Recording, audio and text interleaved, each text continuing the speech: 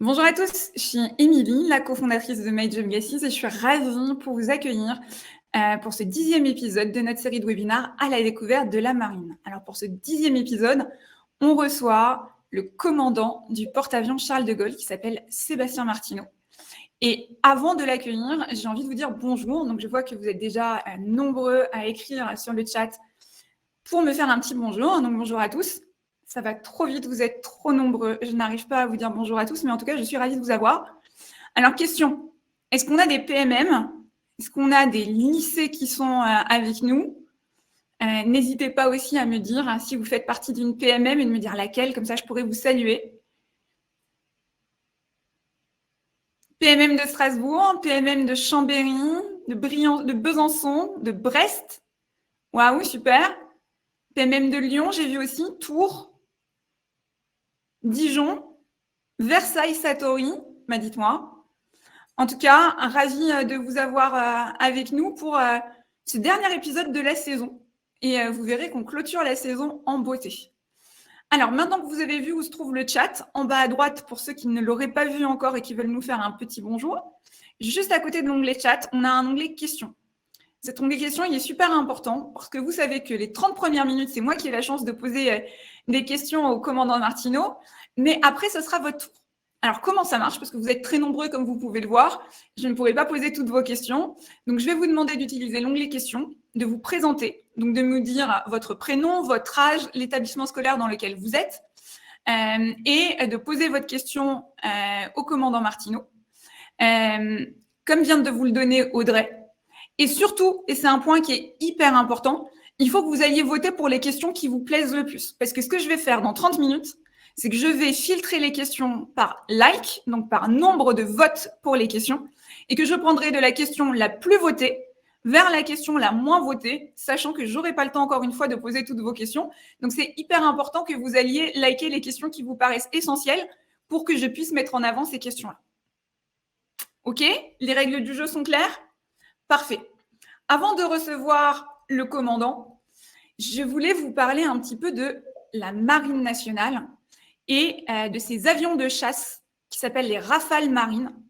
Mais également, au sein de la marine, on va retrouver d'autres avions, des hélicoptères, qui vont décoller depuis des bâtiments comme le porte-avions Charles de Gaulle ou des porte-hélicoptères, mais également des frégates. C'est ce qu'on appelle la force aéronautique navale. On appelle aussi les marins du ciel. Alors, il y a une singularité dans la marine nationale, c'est qu'il y a un porte-avions nucléaire à catapulte, unique au monde comme aux États-Unis. Et également vous dire que, je ne sais pas si vous le savez tous, vous avez peut-être regardé le film Top Gun il n'y a pas longtemps, mais les pilotes de la marine sont formés, notamment aux USA, dans la même école que Maverick, pour ceux qui connaissent. Et donc, du coup, Top Gun, c'est un film qui est lié à l'aéronautique navale, puisque vous l'avez vu, les avions décollent depuis un porte-avions. Et donc, ça tombe bien, puisque ce soir, on va parler d'un porte-avions. Alors, faire décoller un avion de chasse depuis un bateau, ça nécessite de bien connaître l'environnement aéromaritime. Et qui mieux que des marins, finalement, pour faire cela. Et vous allez voir que le porte-avions, c'est un fantastique outil militaire. C'est à la fois un aéroport flottant, une base navale en mer dans laquelle travaillent un peu plus de 2000 marins de tous métiers confondus. Et c'est aussi une centrale nucléaire. Bon, là, je vous donne quelques éléments pour poser les bonnes questions tout à l'heure au commandant. Et pour mettre en œuvre ce fleuron de la marine, on va retrouver les 80 métiers sur lesquels la marine nationale recrute et forme des jeunes dès la 3e. Et vous allez voir qu'il y a plein de métiers. Et ce sera l'occasion aussi tout à l'heure d'en parler pour bien comprendre tout cela. Et c'est vrai qu'on parle souvent des pilotes, mais vous verrez qu'à bord du porte-avions, il n'y a pas que des pilotes et il y a plein de métiers parfois insoupçonnés. Alors, j'imagine que vous préférez entendre tout ça directement de l'expérience du commandant Martineau. Donc, vous savez quoi? Je vais inviter le commandant à me rejoindre pour nous lancer ensemble dans 1 heure d'échange avec vous pour vous apprendre tout sur les sujets de la Marine nationale, de l'aéronautique navale, du porte-avions Charles de Gaulle. Bonjour, commandant.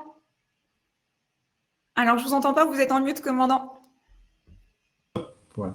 Bonjour Émilie, bonjour à tous, très heureux de vous retrouver. Super. Bah, moi aussi, je suis ravie de vous avoir avec nous pour plonger un peu au cœur du Charles de Gaulle et avoir plus d'informations sur ce fleuron de la Marine nationale et l'ensemble des métiers et des personnes qui sont nécessaires pour faire fonctionner cette ville flottante. On dit souvent que vous êtes un peu le maire du Charles de Gaulle. Alors, je ne suis pas élu, mais je suis désigné par les chefs d'état-major de la marine, voilà, sur une base d'expérience, d'un parcours. Voilà, effectivement, il faut organiser, c'est vraiment une ville. On y retrouve beaucoup de corps de métiers, on y retrouve quasiment tous les métiers de la marine nationale, en fait. Pour faire voler une vingtaine, une trentaine d'avions de chasse, type Rafale Marine et Hawkeye, il faut tout un tas de services. C'est bien le principe du porte-avions, c'est de les réunir sur une seule et même coque pour pouvoir combiner voilà, la puissance aérienne avec la puissance navale, qui est celle d'un bateau qui se déplace en permanence sur toutes les mers. Alors, dans cette série de webinaires, on a une petite coutume, c'est qu'on commence par la carte d'identité de l'invité. Donc, si vous voulez bien, je vous propose de nous lancer dans un jeu de questions-réponses un peu rapide pour apprendre à vous connaître un peu mieux. Okay. Alors, quel est votre grade? Capitaine de vaisseau. Donc, on vous appelle commandant, c'est bien ça? Tout à fait. Moi, je vais me permettre de vous appeler Sébastien aussi. Pas de problème. Est-ce que je peux vous demander votre âge? 44 ans. Et vous êtes dans la marine depuis quelle année? Depuis 1997. Ce serait quoi votre meilleur souvenir dans la marine? Je sais que ma question, elle est difficile quand on est dans la marine depuis 97. Oui, ouais, meilleur souvenir dans la marine, c'est assez compliqué de répondre parce que je dirais que, bon, évidemment, il y a différentes phases dans une carrière. Forcément, on va parler du porte-avions parce que c'est un peu notre quotidien. Moi, aujourd'hui, j'ai la chance, j'ai l'honneur d'être commandant du porte-avions. J'ai beaucoup de très, très bons souvenirs tous les jours. J'ai surtout des très bons souvenirs de mes débuts à bord. Je retiens les premières missions opérationnelles parce que quand on est pilote de combat, hein, quand on fait notre première mission, entre guillemets, de guerre au-dessus d'un territoire hostile, c'était mon cas en Afghanistan en 2007. Je me suis retrouvé aux commandes d'un Rafale Marine avec une fonction expérimentale qu'on avait rajoutée au Rafale. C'était une première mission opérationnelle avec des bombes sous les ailes du Rafale Marine. Et ça a été réellement une aventure assez exceptionnelle, puisqu'en quelques mois, c'était des expérimentations militaires qui étaient menées conjointement avec l'armée de l'air. On était basé à Mont-de-Marsan et on était déployé sur le Charles de Gaulle, qui était alors déjà en mission. On a traversé la Méditerranée, la mer Rouge, on a rejoint le porte-avions au large de Djibouti, puis ensuite on a été déployé sur l'Afghanistan pour lutter contre le terrorisme. Et je me rappelle très bien de ces premiers vols très longs, hein, c'était des vols de 6 heures, 7 heures, au-dessus de l'Afghanistan, avec une situation au sol qui était assez tendue, et pour laquelle finalement le Rafale Marine, qui est un avion très moderne, qui était à ses tout débuts des missions opérationnelles, apportait une énorme plus-value. D'abord le confort, parce que j'avais fait les mêmes missions 6 mois plus tôt dans un super étendard, et j'avoue qu'au bout de 6 heures de vol, moi j'étais plié en deux, je fais 1m86, et j'étais un petit peu à l'étroit, et donc je n'étais pas très confortable dans le super étendard. Quand je suis arrivé sur le Rafale, j'avais déjà le confort de l'avion, et surtout le confort de compréhension informationnelle au-dessus du théâtre, avec les radars, les liaisons de données tactiques qu'on avait, nous permettait de vraiment comprendre et bien être efficace, en tout cas en appui des forces déployées au sol. Et j'ai vraiment senti qu'on rentrait dans une nouvelle ère avec cet avion de chasse. Parce qu'on l'a en effet pas dit aux jeunes, mais sur votre première partie de carrière, vous étiez pilote de chasse. Oui, donc, vous étiez notre Top Gun à nous, en fait. Voilà, alors le Top Gun, c'est plutôt le nom de l'école. Mais, vous étiez notre Maverick à nous, vous avez raison. Voilà, vous avez remarqué que je ne suis pas tout à fait la même couleur de cheveux, mais en tout cas, voilà, enfin, oui, j'étais bercé comme vous, voilà, dans cet imaginaire collectif autour de Top Gun. La formation, en plus, je l'ai faite aux États-Unis, donc forcément, vous imaginez bien que le film, je l'ai vu. Alors, je l'ai vu finalement assez tard par rapport à mon cursus, parce qu'au départ, je n'étais absolument pas destiné à devenir pilote. C'est venu finalement de manière assez rapide au détour d'un salon du Bourget. Mais en tout cas, oui, effectivement, on a tous en tête les images de Top Gun qui sont finalement assez réalistes, même si l'esprit derrière, on peut revenir, on peut en discuter, l'histoire aussi. En tout cas, sur les images, notamment sur le dernier Top Gun, elles sont assez magnifiques et tout à fait représentatives de ce qu'on éprouve et ce qu'on vit en vol. Super. On pourra rentrer un petit peu plus dans les détails tout à l'heure, justement, pour savoir comment ça se passe. Ce serait quoi votre meilleure expérience en équipage? Alors là, pour le coup, ça va être plus récent, puisque sur le Charles de Gaulle, bon, les expériences en équipage, tous les jours, là aussi, on a envie d'excellentes. Actuellement, typiquement, le Charles de Gaulle vient de rentrer dans une période de maintenance, et donc le porte-avions s'est transformé en un gigantesque chantier industriel. Et c'est pas tout à fait une expérience en équipage, néanmoins, quand même, c'est assez exigeant et c'est assez gratifiant pour tous les marins qui exercent leur métier, d'autres métiers, qui sont ceux d'entretien, de superviser des chantiers, assurer la prévention et la sécurité. Bon, pour revenir à ma meilleure expérience en équipage, c'est plutôt une sortie à la mer qu'on a fait très récemment avec nos familles. En fait, on a invité, c'est quelque chose qui se faisait il y a très longtemps, quand j'étais plus jeune, et qu'on a remis au goût du jour. On a invité nos familles à bord, à l'issue de notre mission opérationnelle en Méditerranée récemment. On a invité 2300 familles, membres de famille, frères, sœurs, parents, épouses, conjoints, enfants, pour qu'ils se rendent réellement compte de quel est le concret de notre quotidien. C'est vraiment important parce que la famille, c'est l'extension de l'équipage. Sa famille, elle assure le soutien de l'équipage quand il est en mission. Elle fait en sorte que moralement tout se passe bien. Elle fait en sorte de gérer la base arrière. Et puis surtout, la famille, elle fait partie de la nation. Et donc, elle est plus que jamais engagée comme le marin.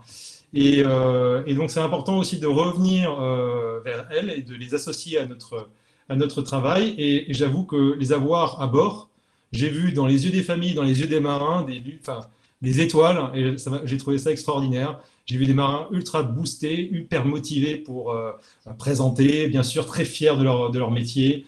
Et ça nous a vraiment, c'était à la fois une récompense et une relance pour, les prochaines missions opérationnelles qu'on allait faire avec eux. Est-ce qu'il y a un livre ou un film qui vous a inspiré pour devenir marin? Alors, pour devenir marin, je dirais que c'est plutôt des expériences. Je n'ai pas de livre ou de film particulier. Alors, quand j'étais jeune, j'ai vu des films dans les années 80. Voilà, j'avais le droit d'aller à la télévision. C'était les débuts. J'ai dû voir des films comme. J'ai souvenir d'un film qui s'appelait Midway, qui relatait tout à fait de manière très précise la bataille de Midway, qui est quand même, alors pour le coup, une bataille de porte-avions par excellence. Donc d'ailleurs, on a fêté l'anniversaire il y a peu de temps. Voilà, on a fêté les 80 ans de cette bataille.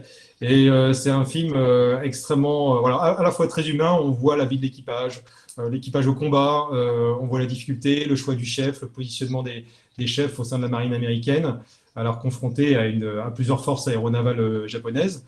Et j'ai trouvé que oui, ça donnait un goût de l'aventure, qui est l'aventure d'être marin, déployé très très loin, parce que c'est dans le Pacifique, à des journées de navigation de toute terre. J'ai trouvé que c'était assez remarquable comme film. Voilà. Après, moi, j'ai pas mal lu des livres qui relataient l'expérience de pilote de chasse. Plus tard, une fois que je me suis tourné vers cette motivation, vers ce métier, notamment, c'est une référence, mais le Grand Cirque de Pierre Klosterman est une référence pour moi. Alors, c'est pas tout à fait la marine, néanmoins, c'est vraiment le combat aérien par excellence pour la Deuxième Guerre mondiale, la bataille d'Angleterre, et ça m'a vraiment motivé pour me tourner vers cette spécialité. Est-ce qu'on peut revenir au moment où vous découvrez la Marine nationale et au moment où vous vous dites j'ai envie de faire la même chose? Est-ce que vous pouvez nous expliquer comment ça s'est passé dans votre cas? Vous avez de la famille dans la marine? Est-ce que c'était quelque chose que vous connaissiez de tout petit? Pas du tout. J'ai pas de famille dans la marine. Alors j'avais un grand-père, effectivement, un grand-père qui était officier de réserve dans la marine pendant la Deuxième Guerre mondiale, qui était mécanicien d'aéronautique navale, qui travaillait à Lanbyway, sur la base de Lanbyway, et notamment sur la base d'hydravion de l'époque. Et quand j'étais petit, souvent, on me racontait effectivement les combats assez ardents qui ont eu lieu autour de l'Orient, au moment où les Allemands ont envahi cette base.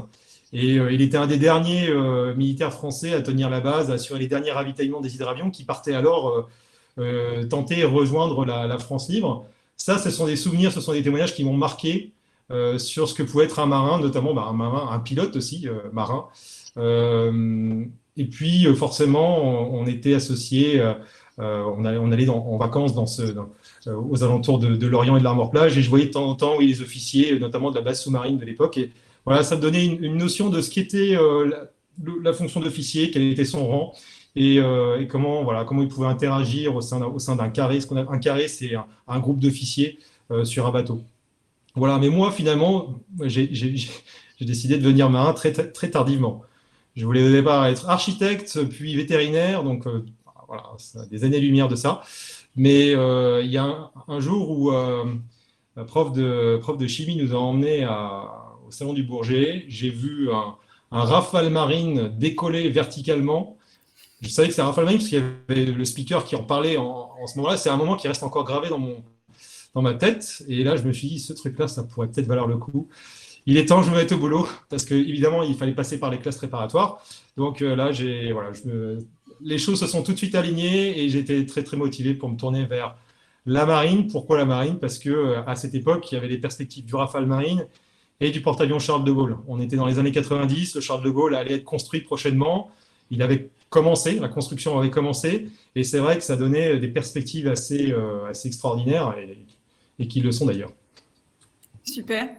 Peut-être pour revenir rapidement, parce que c'est une des questions, et on va parler de votre première partie de carrière, mais très vite, pour ouvrir sur votre rôle aujourd'hui et puis sur l'ensemble des métiers qui composent le Charles de Gaulle. Mais vous avez été formé aux États-Unis. Comment ça se passe? Est-ce que Top Gun, c'est juste un film ou est-ce que c'est assez semblable à ce que vous avez pu vivre?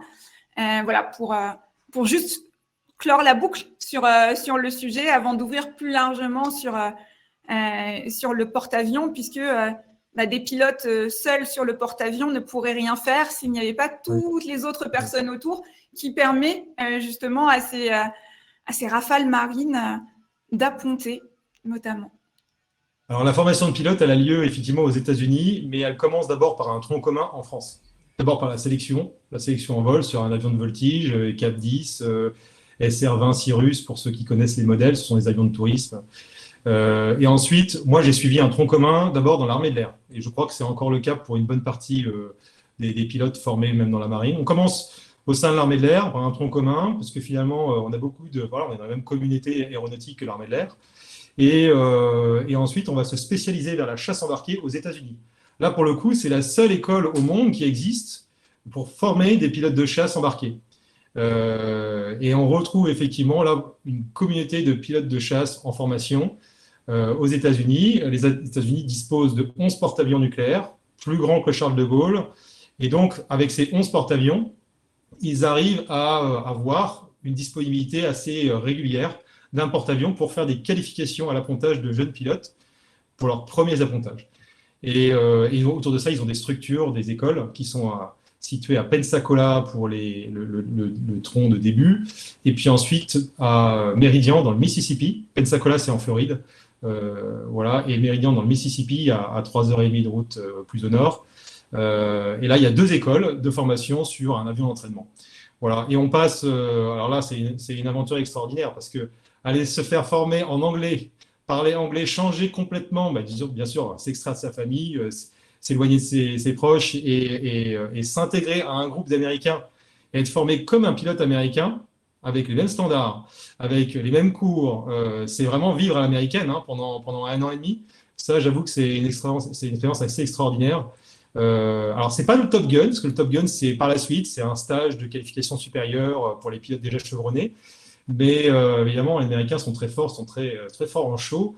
Et quand vous arrivez sur la base, tous les jours, vous croisez un panneau sur lequel est écrit en énorme ici, nous entraînons des héros. Alors, il faut faire attention à pas avoir la tête qui enfle, mais les chevilles qui enflent, pardon, et à pas avoir la grosse tête. Mais en tout cas, voilà. Enfin, en tout cas, c'est une formation extraordinaire avec des moyens américains là aussi extraordinaires qui permettent vraiment d'aller très vite au résultat, c'est-à-dire qualifier les pilotes à l'appontage sur un avion d'entraînement qui ensuite, une fois de retour en France, pourrait être plus facilement transformable sur un avion de combat comme un Rafale Marine. Moi, à l'époque, c'était plutôt le Super Étendard quand j'ai commencé, mais c'est tout à fait similaire. Merci beaucoup. Moi, j'ai une question pour vous, pour rentrer un peu dans le vif du sujet, parce que je trouve qu'on en parle et en même temps, peut-être pas suffisamment. On a dit tout à l'heure que le porte-avions, c'était il y avait un aspect nucléaire. Il est propulsé par 2 centrales nucléaires. Est-ce que vous pouvez nous expliquer quels sont les métiers et les expertises qui sont nécessaires pour faire fonctionner ces centrales nucléaires? Et puis surtout, pourquoi est-ce qu'on a du nucléaire? Ça sert à quoi? C'est quoi les avantages? Est-ce que vous pouvez nous expliquer pourquoi c'est important pour le porte-avions Charles de Gaulle, ce sujet nucléaire? Alors effectivement, le porte-avions est alimenté en énergie nucléaire. Il a une centrale nucléaire avec 2 réacteurs nucléaires. Mais c'est bien une seule et même centrale avec 2 réacteurs qui font à peu près la puissance capable de fournir l'électricité à une ville comme celle de Toulon. Voilà. Pour donner un ordre d'idée. Donc ce sont 2 réacteurs nucléaires qui sont quand même plus petits que les réacteurs nucléaires que vous voyez certainement en France pour ceux qui habitent à proximité. L'objectif de cette énergie, c'est une énergie alors, qui n'est pas infinie, mais qui est quand même assez considérable et assez compacte. C'est de donner un maximum de puissance à un bateau qui est lourd, 42 000 tonnes, qui doit aller vite, jusqu'à 27 nœuds. À 27 nœuds, c'est quasiment 50 km/h. Pourquoi est-ce qu'il doit aller vite? Parce qu'il doit aller avancer face au vent, donner de la vitesse et du vent relatif aux avions qu'il va ensuite catapulter. Un avion, pour pouvoir faire des opérations, il a besoin de carburant, de bombes, de missiles, et donc il va être lourd. Plus il est lourd, plus il doit sortir de la catapulte rapide. Et donc pour atteindre cette énergie, la catapulte, eh bien, le nucléaire, c'est la meilleure énergie possible en termes de compacité pour atteindre cet effet-là. Et surtout, la compacité, c'est-à-dire gagner un maximum de place à bord pour tout le reste. Il faut imaginer que tous les jours, sur le porte-avions, on consomme le cœur nucléaire. On consomme l'équivalent à peu près de 2 sucres d'uranium, comme un sucre que vous mettez dans votre café. Alors, si on n'avait pas de nucléaire, il nous faudrait 400 mètres cubes. 400 mètres cubes, c'est un plein complet d'une frégate. Ah oui. Donc, quand vous remplacez les 400 mètres cubes par-dessus, forcément, vous vous rendez compte que vous gagnez de la place. Et vous gagnez de la place pourquoi? Pour le carburant des avions, pour les bombes des avions. On a près de 300 tonnes de munitions à bord. Du carburant pour pouvoir voler pendant près de 2 semaines en autonomie, suivant les temps de vol, suivant la consommation évidemment. Des ateliers, un hôpital, des lieux de restauration, des zones opérationnelles, des hangars. Tout ça, c'est de la place qui est gagnée grâce au nucléaire. Alors le nucléaire, c'est aussi beaucoup d'autonomie, comme je l'ai dit tout à l'heure. C'est-à-dire qu'on peut partir en mission, on ravitaille le bateau, on ravitaille le cœur nucléaire une fois tous les 7 à 10 ans. Donc pendant 10 ans, on pourrait imaginer que le bateau parte en opération. Il faudra quand même le ravitailler, il faudra quand même reposer un peu l'équipage, évidemment. Mais voilà, c'est pas la technique qui est limitative, c'est plus l'humain. Et après, bien sûr, il y a des questions d'entretien courant qu'il faut assurer. On a un seul porte-avions, et donc c'est pour ça qu'on est en train de faire de la maintenance actuellement, c'est qu'avec un seul porte-avions, et pour être au rendez-vous régulièrement des opérations, il faut repasser à la case maintenance tous les ans. Si on ne le fait pas, eh bien, on creuse une dette pour les années à venir et on peut se retrouver au dépourvu par la suite. Voilà. Alors, les spécialités qui fonctionnent, qui permettent à la centrale et au réacteur de fonctionner.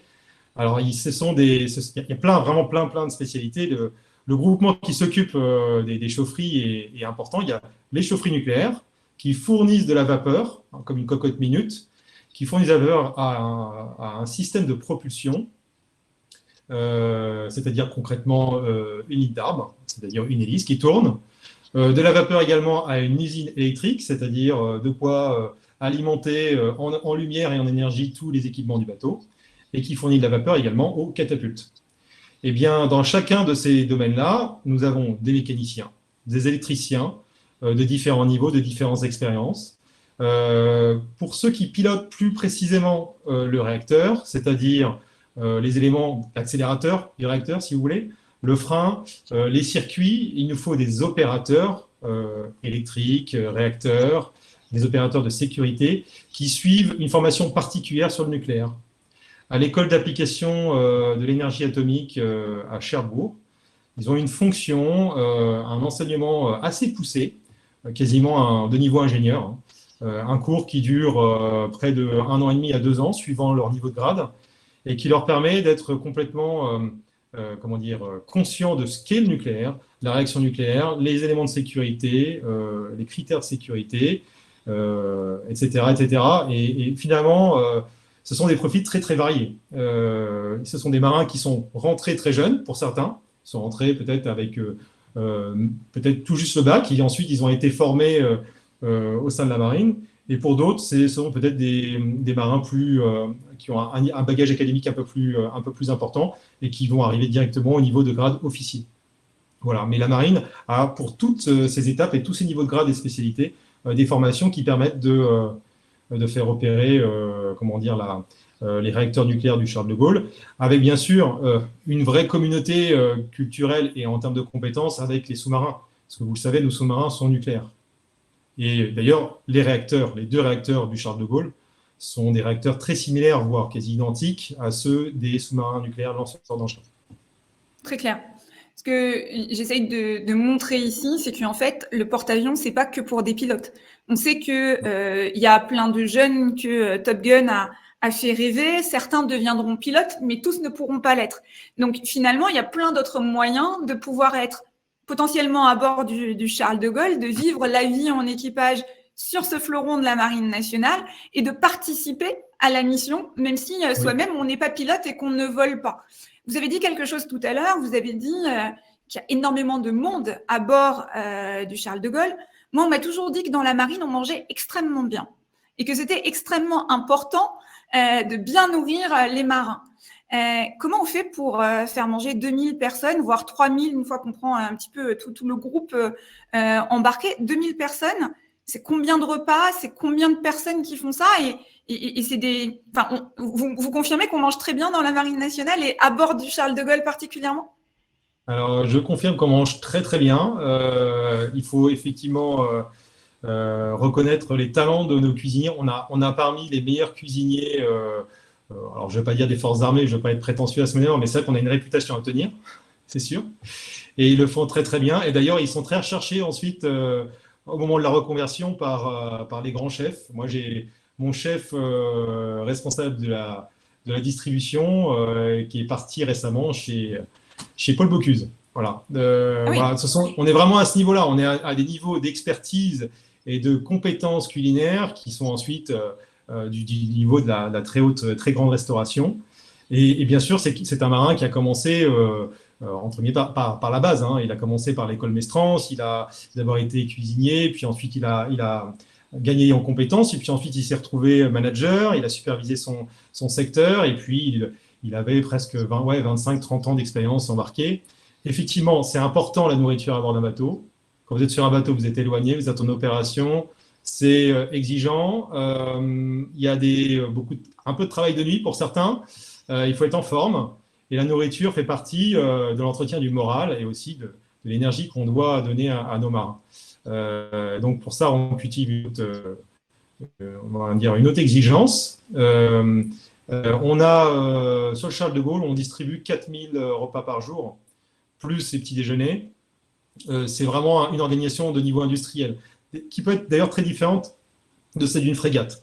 Et souvent d'ailleurs, on a sur le Charles de Gaulle, les chefs de section, de secteur sont souvent des marins expérimentés parce que c'est pas simple d'organiser voilà, tous ces repas. Il faut imaginer que quand on parle de missions aériennes, d'un porte-avions, toute la nuit, on a des équipes qui se relaient. Les mécaniciens qui assurent la maintenance des avions, ils travaillent toute la nuit. Donc celui qui prend entre guillemets son quart à minuit, il faut qu'il puisse se restaurer à 23 heures, alors que peut-être il a dîné à 18 heures.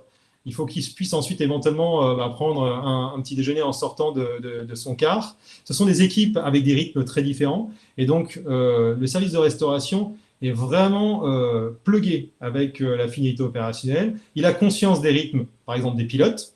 Pilotes qui partent en vol à 7 heures du matin, ils vont briefer à 5 heures. Ça pour les missions opérationnelles longues. Ils vont se lever peut-être à 3h30, donc petit déjeuner à 4 heures. En même temps, comme je l'ai indiqué, à 23 heures, il y aura certainement une restauration pour les équipes qui prennent la minute. Bref, ce sont beaucoup de rythmes très différents, et donc il faut que les équipes restauration soient pleinement conscientes de la finalité du bateau et soient vraiment en attention de ces particularités. Et puis après, il faut distribuer à la grande échelle. Donc on a des installations, des cuisines extraordinaires. Hein. Moi, je les ai visitées encore récemment. Ce sont des installations assez modernes, enfin très modernes, avec ce qui se fait de mieux en termes de four, d'automatisation, de la cuisson, régulation.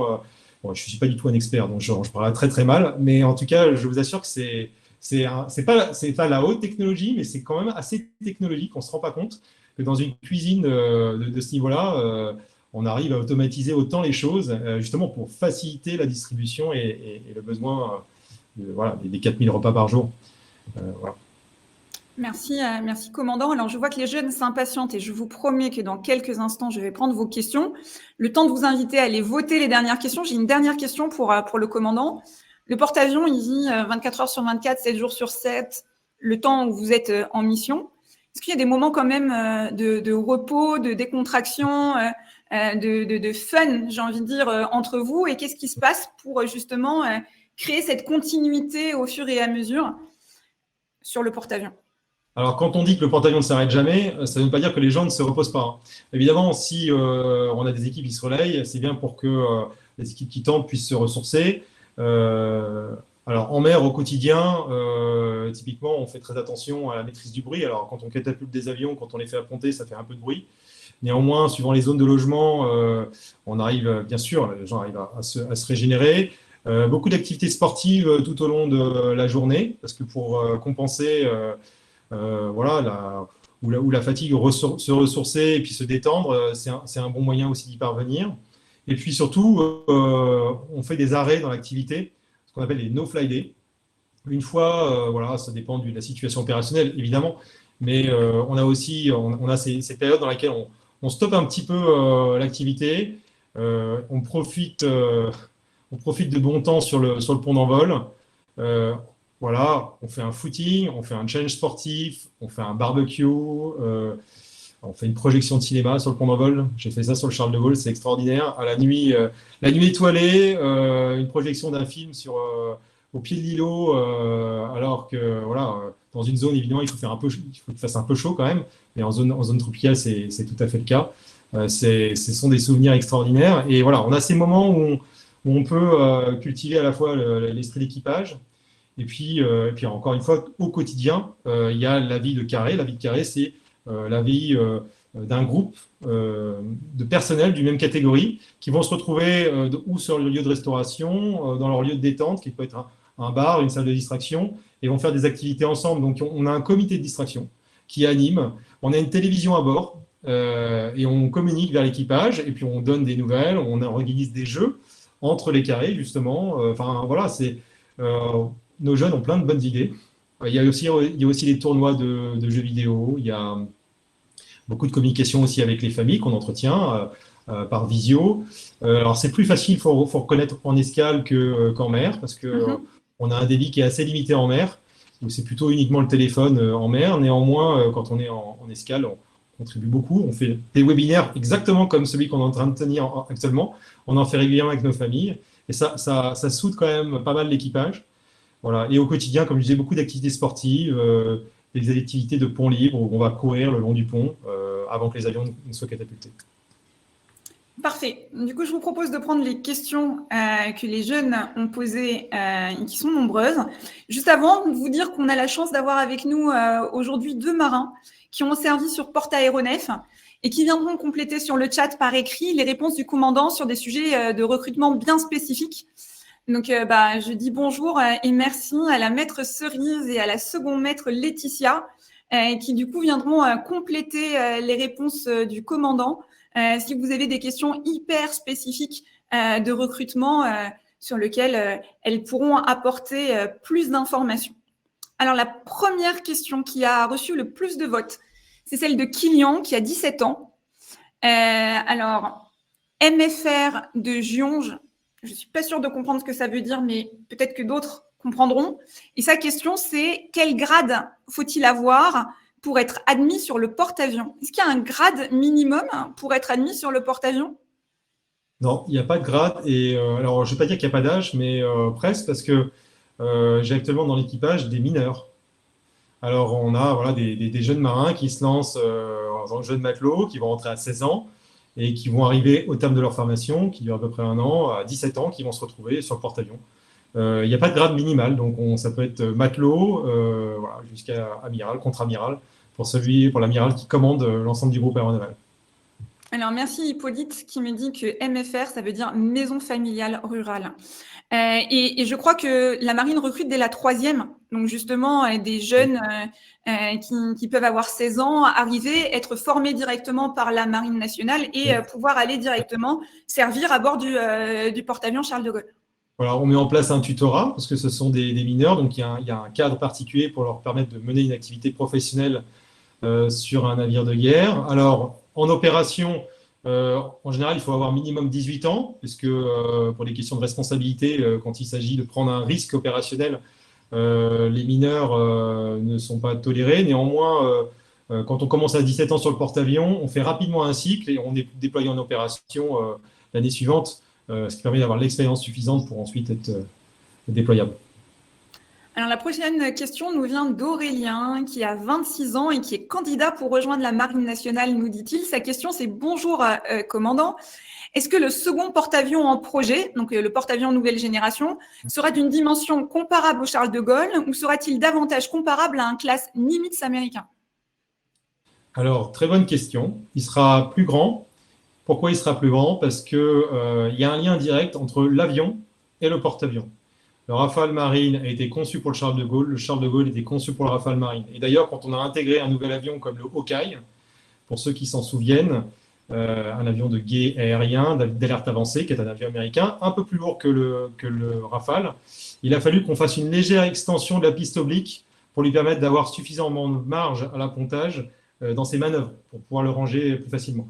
Donc il y a un lien direct entre les masses d'un avion et les dimensions du porte-avions. Donc le PNG, porte-avions de nouvelle génération, qui prévu d'être admis au service actif en 2038, avec début des essais en 2036, il va être dimensionné sur ce que sera le futur système de combat aérien, le SCAF, qui est un avion dont un des composants est un avion de chasse, qui sera plus gros que le Rafale. Et donc les dimensions du PNG devraient être de l'ordre de à peu près 300 mètres, donc c'est-à-dire près de 30-35 mètres de plus que le Charles de Gaulle, et il sera près de 65 000 tonnes à peu près. Je n'ai pas les chiffres exacts, mais c'est de cet ordre-là, quand le Charles de Gaulle en fait 42 000. Donc on n'est pas encore sur un classe Nimitz. Nimitz, c'est plutôt 90 000, 100 000 tonnes. On est légèrement plus petit, plus léger, mais ça restera quand même un vrai changement d'échelle pour la Marine nationale. Merci.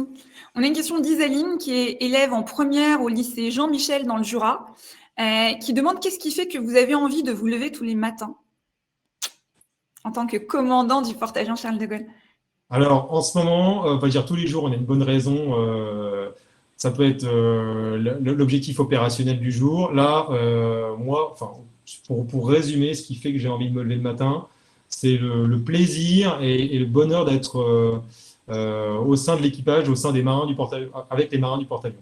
Parce que pour ceux qui ont peut-être, je ne sais pas si un certain nombre d'entre vous ont eu l'occasion de le voir de près ou de loin, mais moi je vous incite, en tout cas pour les PMM, on les accueille bien volontiers à bord du porte-avions, c'est le cas régulièrement. Vous allez voir ce que rayonnent comme énergie les marins, c'est quelque chose qui est extraordinaire. Et moi, en tant que commandant, tous les jours, j'avoue que c'est extrêmement motivant de voir cette énergie humaine. Alors bien sûr, il y a la grandeur technologique du porte-avions, c'est certain, c'est un bateau qui est magnifique. Tous les jours, qu'on soit en arrêt technique, qu'il fasse beau ou pas beau, quand on arrive au pied de l'étrave, c'est magistral. Le bateau est superbe. Et donc forcément, on a envie de rentrer à bord. Mais bon, moi, au-delà de ça, j'ai déjà passé cette étape-là et j'avoue que la richesse humaine, elle me stupéfait chaque jour. Merci, commandant. On a une question de Raphaël, qui a 16 ans, qui est étudiant au lycée Condorcet de Lens et qui est un ancien stagiaire de la PMM d'Arras. Alors, je ne sais pas si vous pourrez répondre à cette question, mais je la pose quand même, puisqu'elle est très votée. Que pensez-vous des missiles hypersoniques développés par la Russie et la Chine? Et est-ce que la France et ses alliés envisagent de répondre à cette menace? Je pense que la technologie développée par typiquement les Russes ou d'autres, les Chinois, effectivement, qui ont misé sur l'hypervélocité, est un choix tactique et stratégique majeur qui permet en fait d'égaliser et de faire peser une menace très crédible sur des forces. Ça a un effet nivelant. Qu'est-ce qu'on entend par effet nivelant? C'est-à-dire qu'avec quelques armes bien choisies technologiquement très abouti. Vous pouvez faire peser une menace qui va compenser peut-être un effet de masse, comme typiquement disposer de forces importantes à terre, d'emprises terrestres importantes, d'une force aéronavale importante. Il suffit d'avoir simplement cette menace, faire peser cette menace qui est extrêmement, on va dire, technologiquement avancée et qui semble, sur le papier en tout cas, imparable. Vous avez déjà franchi au plan stratégique, vous avez atteint un effet intéressant. Ce que j'en pense, c'est comme toute arme, il ne faut quand même pas se leurrer, ça aussi c'est une arme qui a des vulnérabilités, sur lesquelles forcément, nous, n'étant pas dotés d'armes hyper véloces à ce stade, on analyse énormément avec le service de renseignement quelles pourraient être les faiblesses de tel ou tel système. Il faut savoir qu'une arme n'est pas hyper véloce sur l'ensemble de sa trajectoire.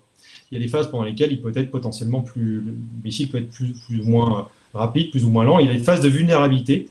Et c'est dans ces phases de vulnérabilité que, justement, le principe de la tactique, c'est de les analyser et de positionner ces armes qui disposent, elles, de force, mais aussi de faiblesse, mais de force à faire valoir dans les bons intervalles.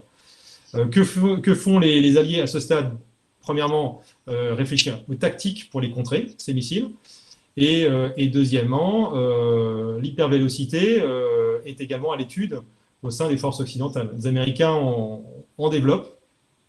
Voilà, nous, on était assez pionniers en matière, non pas d'hypervélocité, mais de missiles supersoniques, puisqu'on a des missiles de croisière avec des statoréacteurs qui sont très rapides. Voilà, on dispose de technologies en Europe qui pourraient être exploitées pour atteindre des performances identiques. Mais à ce stade, pour répondre plus précisément, au moins en tout cas à court terme, nous on travaille surtout sur les tactiques pour contrer ce type de missiles qui ont des vulnérabilités et pour le coup, être mobile sur mer, c'est d'abord une première arme, puisque voilà, vous êtes un point qui n'arrête pas de bouger, c'est plus compliqué de vous suivre et de vous atteindre. On a une question de Léo, qui est un ancien stagiaire de la PMM QC Vichy et qui est élève en terminale au sein de la classe défense du lycée Paul Constant à Montluçon. Il demande si après une opération des yeux, on peut tout de même devenir pilote de chasse. Alors là, je ne peux pas vous répondre, je ne sais pas. Quand j'étais pilote, oui, avant même d'être pilote, ce n'était pas possible. Je crois que ça l'est, mais ça s'est soumis à une étude, peut-être une demande de dérogation, en tout cas une étude médicale particulière. Donc, je pense qu'il faudrait me poser la question à un centre d'expertise du personnel navigant qui saura dire. On a aussi avec nous la maître Cerise qui, je crois, est en train de préparer une réponse que je vais pouvoir vous lire dans un instant pour vous donner un peu plus d'informations. Ce que je vous propose peut-être, c'est que pendant que la maître Cerise nous répond, on passe à la prochaine question et je viens vous donner la réponse à cette question dans quelques instants. Mais promis, je ne vous oublie pas. Julien, qui ne m'a pas donné d'informations ni sur son âge ni sur sa formation. Il demande combien d'heures d'entraînement physique faites-vous par jour et quel exercice faites-vous pour votre corps de métier? Alors, est-ce qu'on fait un exercice différent en fonction de son grade ou en fonction du métier qu'on fait? Ou est-ce qu'on fait tous le même exercice et comment ça marche? Alors, pour être certain de bien comprendre la question, on parle d'exercice physique. Entraînement physique, oui. Entraînement physique. Alors, je vais peut-être casser un mythe, mais le pilote de chasse n'est pas forcément un athlète qui joue au volleyball, au beach volley. C'est pas forcément ce qu'on demande à un pilote de chasse. Maintenant, l'entretien d'une forme physique suffisante est nécessaire et donc chacun trouve sa manière de s'entretenir. Je dirais qu'elle est aussi importante pour le plan physique que pour le plan moral, enfin le plan psychique. Qu'est-ce que j'ai fait moi? Déjà, pour les sélections, il y avait un certain nombre d'épreuves. Donc, beaucoup de courses à pied, un peu de cordes à l'époque, il y avait des cordes à faire.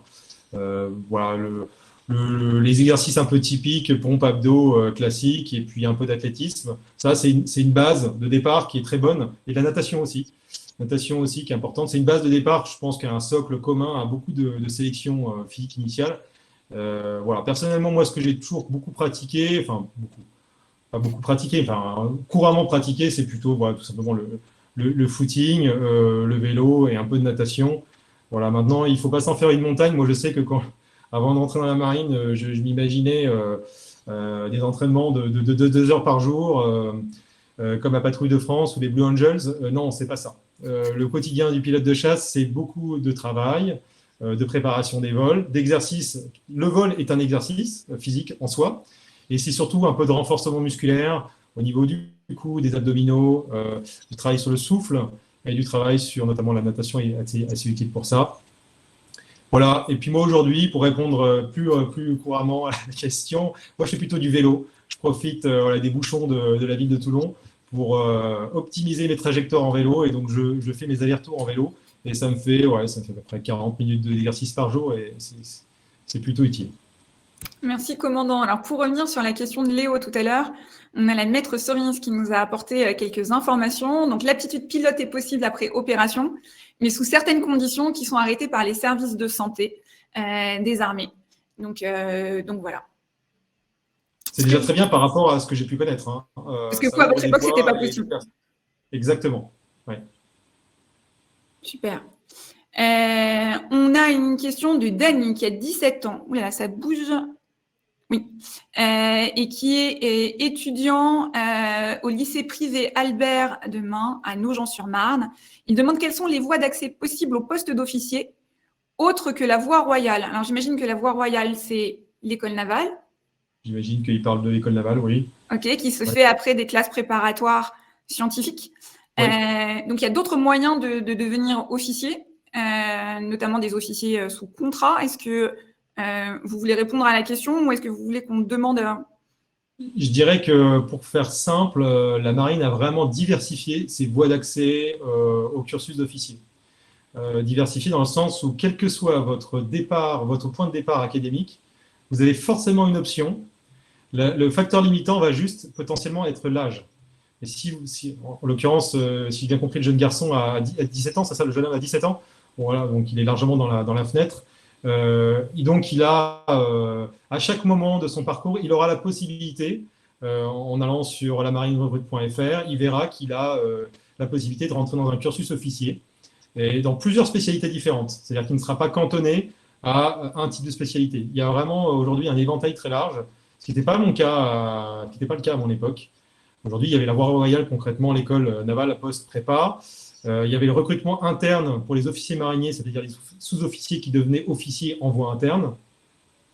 Et puis après, il y a les officiers de réserve en situation d'activité à l'époque. Voilà, c'était trois grands types. Voilà, aujourd'hui, c'est très très différent. Moi, à bord du Charles de Gaulle, j'ai des jeunes officiers qui ont déjà une première expérience professionnelle.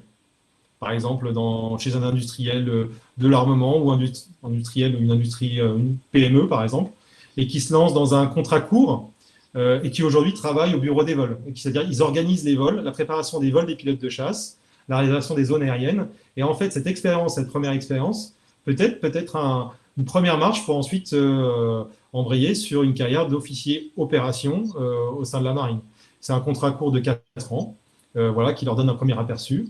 On a des volontaires officiers aspirants qui vont faire pendant 1 an la découverte de la marine, qui ont la vocation peut-être à revenir dans un milieu professionnel civil et qui auront eu cette expérience et qui pourront faire valoir par la suite dans des hautes fonctions d'entreprise, ou alors embrayer sur un contrat d'officier sous contrat.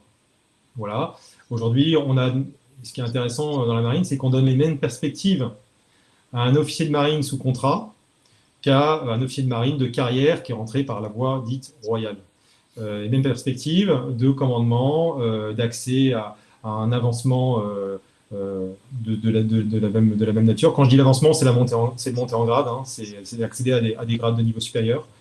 Et ce qui fera la différence, c'est l'évaluation annuelle. Tous les ans, nos officiers sont évalués. On est en plein dans la période actuelle.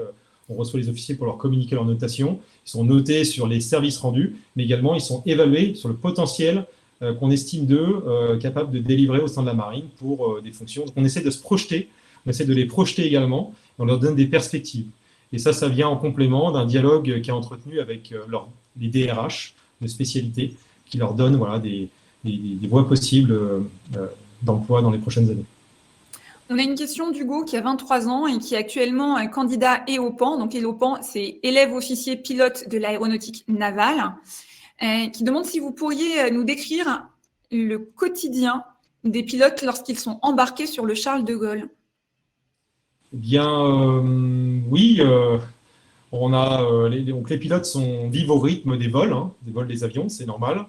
Ils vivent au rythme des opérations, et donc on a ce qu'on appelle un planopère, qui est un plan d'activité aérienne qui est établi la veille et qui dit, voilà sur la journée, tous les vols qui vont être réalisés.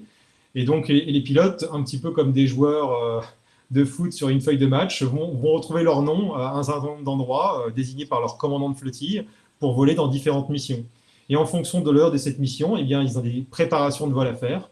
Et donc, le quotidien, c'est très certainement le lever suivant l'heure du premier vol, le lever aux alentours des 7h, 7h30, préparation de vol classique pendant la matinée, un catapultage en fin de matinée, un appontage en tout début d'après-midi, ensuite un repas, et puis ensuite, s'ils ont la chance, s'ils sont qualifiés à l'appontage de nuit, ils vont peut-être faire un deuxième vol un peu plus simple ou en soirée ou dans la nuit. On a des règles d'amplitude maximale, parce qu'il faut assurer le repos physiologique des pilotes pour qu'ils soient complètement dans leur cockpit en permanence, attentifs, vigilants. Mais voilà, c'est vraiment ça. Ils vivent au rythme des vols. Et puis, en dehors de ces vols, de ces formations, de ces briefings qu'ils sont amenés à préparer, s'il y a un jour où ils ne volent pas, par exemple, ils peuvent se retrouver responsables de la supervision des vols, c'est-à-dire qu'ils vont assurer l'écoute auprès de mon officier aviation qui se trouve dans la passerelle, qui va regarder ce qui se passe sur le pont d'envol et en l'air, et qui va l'assister, qui va être capable de voir s'il y a une situation délicate qui est en train de se développer, qui va être capable d'assister un pilote en cas de panne, et donc il aura la checklist de l'avion, enfin, très concrètement. Il saura parler au pilote à la radio pour lui dire, voilà, en fonction de ta panne, je te recommande de faire ça. Et il va vraiment contribuer à la gestion de l'aviation à bord, non pas en tant que pilote dans le cockpit, mais en tant qu'officier expert dans la mise en œuvre de l'aviation à bord du porte-avions. Voilà, puis il y en a d'autres qui font du sport, qui préparent des formations. Enfin bref, c'est un quotidien assez rempli et on ne voit pas le temps passer. C'est passionnant. Alors, on a Arthur qui a 18 ans, qui est dans un lycée à Paris et qui aimerait s'engager en tant que monton-vol sur le porte-avions Charles de Gaulle. Il demande si c'est un métier physique, mais moi, j'ai déjà envie de vous demander, est-ce que vous pouvez nous expliquer ce que c'est pour toutes les personnes qui, comme moi, ne connaissent pas? Et après, est-ce que c'est un métier physique qui est la question d'Arthur? Matelot de pont d'envol, c'est un opérateur de pont d'envol qui va il peut avoir plusieurs fonctions à bord, mais c'est un opérateur qui aura un maillot bleu, casque bleu sur le pont d'envol, et qui va contribuer à ranger les avions, les amener dans le hangar, les sortir du hangar, assurer leur sécurité lors de la phase de mise en route des réacteurs, action vitale, c'est-à-dire les vérifications qu'on fait sur l'avion avant qu'il puisse partir en vol, et puis ensuite, après leur retour de mission, la mise en sécurité. Et quand on parle de mise en sécurité, très concrètement, les matelots pont d'envol tiennent des grosses chaînes, des saisines, pour accrocher les avions dans toutes les phases où ils sont statiques sur le pont d'envol, de manière à assurer leur sécurité, parce qu'un bateau peut bouger, il peut faire mauvais, le bateau peut tanguer, rouler, etc., même s'il y a des systèmes de stabilisation. Et donc, pour sécuriser l'ensemble, on a des matelots de pont d'envol qui viennent accrocher l'avion sur le pont d'envol. Au-delà de ça, on en a d'autres qui vont conduire des tracteurs pour faire bouger les avions sur le pont d'envol. Il faut imaginer que les avions, ils ne font pas que bouger en vol, ils bougent énormément sur le pont d'envol et dans le hangar, en permanence. Parce qu'on a besoin d'espace, de générer de l'espace pour assurer des maintenances, des dépannages. On a besoin de préparer les avions, et puis toute la journée, du matin jusqu'au soir, alors, en fonction de ce plan d'activité aérienne que j'ai décrit. Alors, donc, ça peut être assez physique, oui, c'est physique, mais là aussi, c'est passionnant parce que ce sont des gens qui sont vraiment au cœur, ils sont à quelques centimètres de l'avion. Ils ont des systèmes de protection auditifs, protection visuelle, ils ont des genouillères pour éviter les chocs. Ils font vraiment corps avec l'avion, ils assurent sa protection. Et alors oui, c'est un peu physique, effectivement, parce qu'ils sont vraiment aux éléments. Il y a toujours beaucoup de vent sur le pont d'envol. Il peut faire chaud, il peut faire très froid. mais ils font vraiment partie de la manœuvre aérienne et c'est assez grisant quand on est sur un pont d'envol de voir cette puissance, la puissance d'un avion de chasse. Là, on arrive sur la fin du webinaire, mais il y a plein de questions, donc on va peut-être essayer d'en prendre plusieurs et d'essayer d'aller rapidement. Oui. On a des questions déjà sur votre parcours, parce que c'est vrai qu'on est passé très vite et qu'on n'a pas parlé de votre parcours. Donc déjà, comment vous avez fait pour rejoindre l'école navale? Qu'est-ce que vous avez fait dans le cadre de l'école navale? Et puis, on a une question qui vient faire la suite, c'est comment on passe de pilote de chasse à un poste de commandant tel que Pacha du porte-avions? C'est beaucoup de questions d'un coup, mais peut-être rapidement, si vous pouvez nous rappeler votre parcours. Je vais aller très vite. J'ai fait donc classe prépa, école navale, pour ensuite rentrer à l'école navale. Alors, quand on rentre à l'école navale, on rentre pour être officier de marine. C'est vraiment la base de la formation de tous les officiers de marine. C'est être un marin. Et qu'on soit amené à devenir pilote, plongeur, commando, plongeur des mineurs, officier surfacier ou sous-marinier, au départ, on a tous une formation d'officier de marine. Ça sera intéressant pour la suite. Moi, je suis arrivé à l'école navale, je voulais devenir pilote, évidemment, mais je connaissais absolument pas le milieu, donc j'ai bénéficié d'un certain nombre d'initiations à l'aviation qui m'ont beaucoup plu. Et puis ensuite, je me suis lancé dans la sélection en vol.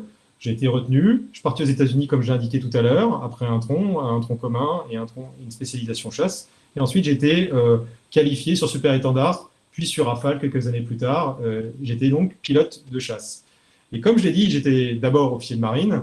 Après une carrière de pilote, j'ai pu revenir en tant qu'officier de marine dans une filière de commandement, ce qu'on appelle un recyclage surface. Je suis redevenu un officier de marine comme tous les autres. Et pour me positionner sur des postes de commandement, d'abord de commandant adjoint sur un porte-hélicoptère amphibie, puis de commandant sur frégate, de commandant adjoint sur le Charles de Gaulle, et puis j'ai eu la chance d'être désigné commandant du porte-avions parce que j'avais passé l'essentiel de mon expérience embarquée sur le Charles de Gaulle. Et donc ce qu'il faut retenir de tout ça, c'est qu'il y a vraiment un tronc commun qui est officier de marine et qui ouvre d'énormes possibilités tout au long de la carrière, et aussi en cas d'échec. Parce que moi, j'avais en tête ça, étant fils de médecin, que l'échec pouvait arriver à tout moment pour des raisons médicales ou pour des raisons de niveau, et que j'ai trouvé que la marine offrait justement cet éventail de métiers possibles très attractif. Parce que justement, la marine forme au fur et à mesure et donne des nouvelles opportunités à ces marins pour les développer et leur permettre de grandir au fur et à mesure et de se développer avec des nouvelles responsabilités et des nouveaux qui vont avec le grade aussi. Alors ça, c'est clair, c'est le principe de notre organisation au sein de la marine, c'est vous rentrez jeune, sans expérience, et on vous amène le plus loin possible là où vous voudrez aller, en fait. Avec bien sûr les compétences que vous devrez développer, parce que tout ça vient pas, c'est bien des efforts que chacun doit faire. Néanmoins, on vous offre les perspectives que vous souhaitez atteindre. Il n'y a pas d'effet tunnel. Au contraire, vous avez plein d'options et on vous donne la possibilité de vous relancer avec des écoles de niveau 1, de niveau 2, c'est-à-dire des écoles qui permettent de développer les compétences, de monter en gamme en termes de responsabilité. Il y a l'école de guerre aussi, notamment, qui permet d'accéder à des fonctions de niveau supérieur. Et puis après l'école de guerre, il y a le centre des hautes études militaires à Paris. Je vous propose de prendre la dernière question avant de vous donner des bonnes nouvelles.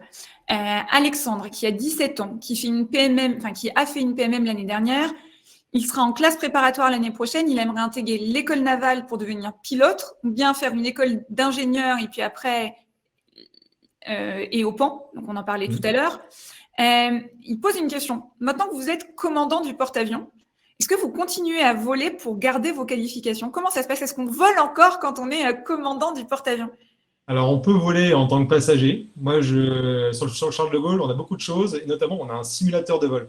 Donc, je continue à faire du simulateur de vol de Rafale Marine, mais non, je ne me suis pas relancé dans le pilotage du Rafale. Alors, il faut savoir que les Américains, les commandants de porte-avions américains le font. Ils ont été pilotes de chasse et ils se remettent à voler en tant que commandant du porte-avions. Ça peut donner un regard assez intéressant sur ce qu'est le porte-avions et quelles sont ses performances. Moi, je n'ai pas, j'avoue que j'ai pas vraiment le temps de faire ça, mais le simulateur est déjà très bien. Et puis voilà, je laisse la place aux jeunes. J'ai tourné la page. Maintenant, chacun son métier. Donc, je continue à voler, mais plutôt en passager. Commandant, si je devais retenir 3 points de notre échange qui étaient très riches, Dites-moi si j'oublie quelque chose. Le porte-avions Charles de Gaulle, il rassemble des marins qui sont issus de toutes les spécialités de la marine. On y retrouve à bord tous les métiers de la marine. Quand le porte-avions est déployé en mer avec son escorte de frégates et de sous-marins pour effectuer les opérations, ce sont près de 3000 marins qui sont déployés en mer. Les avions qui décollent de tous les navires de combat sont et appartiennent à la Marine nationale. Et donc, dans ce cadre-là, la Marine recrute et forme des jeunes dans les métiers de l'aéronautique navale. Je crois qu'il y a 350 recrutements chaque année. Et derrière, peut-être le dernier point aussi qui m'a marqué, c'est que le porte-avions, à l'instar des sous-marins, est doté de réacteurs nucléaires, que c'est un environnement technologique et de souveraineté de pointe que la marine française maîtrise parfaitement. Est-ce que vous êtes d'accord avec ces 3 sujets? Est-ce que j'ai bien retenu? Est-ce que j'ai oublié quelque chose? Excusez-nous. Du coup, je vais vous demander si les éléments que j'avais donnés vous semblaient bons pour rappeler les 3 points principaux que j'avais retenus du webinaire, mais vous n'avez sans doute pas entendu les éléments que j'ai mis en avant. Du coup, ce que je vous propose, c'est juste peut-être de vous inviter à donner un mot de fin aux jeunes avec un conseil peut-être pour la suite de leur parcours et peut-être venir vous rejoindre demain à bord du porte-avions Charles de Gaulle et puis vous remercier pour le temps que vous avez passé à nos côtés. Écoutez, merci à tous. J'étais très heureux de pouvoir partager mon expérience avec vous. Moi, je vous incite vraiment à explorer les possibilités que vous offre la marine. Moi, j'en ai été, encore une fois, comme je vous l'ai dit tout à l'heure, j'étais absolument pas enclin au départ à rentrer dans la marine. La marine n'a fait que me surprendre en bien. Voilà, encore très récemment en me nommant commandant du porte-avions. Et donc, vraiment, je vous incite à franchir ce pas et vous ne serez vraiment pas déçus des opportunités que la marine peut vous offrir.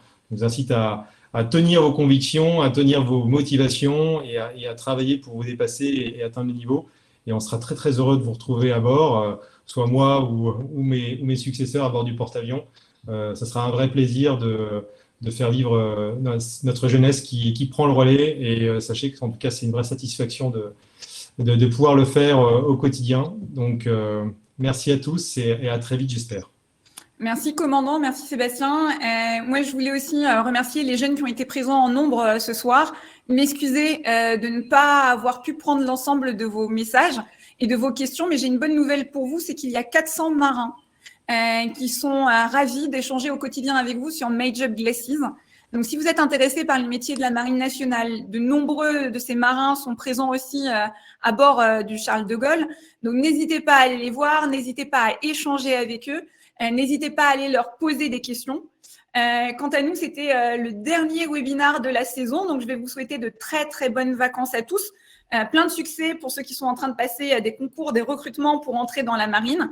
Et je vous donne rendez-vous à la rentrée pour découvrir les métiers des forces de surface. Donc, on reste dans les forces de surface avec le témoignage d'un autre commandant d'un équipage d'un navire de combat qui viendra aussi se prêter au jeu des questions-réponses avec vous. Pour vous donner et vous permettre de vivre de l'intérieur ce que vivent nos marins et vous faire découvrir la marine de l'intérieur. Donc, merci à tous. Bonne soirée, bonnes vacances, plein de bonnes choses pour la suite. Et puis, on vous retrouve très nombreux à la rentrée de septembre pour poursuivre les échanges. Et puis, un grand merci encore, commandant, d'avoir été avec nous ce soir et d'avoir partagé votre quotidien avec les jeunes. À très vite. Au revoir. Merci à tous. Merci, Émilie.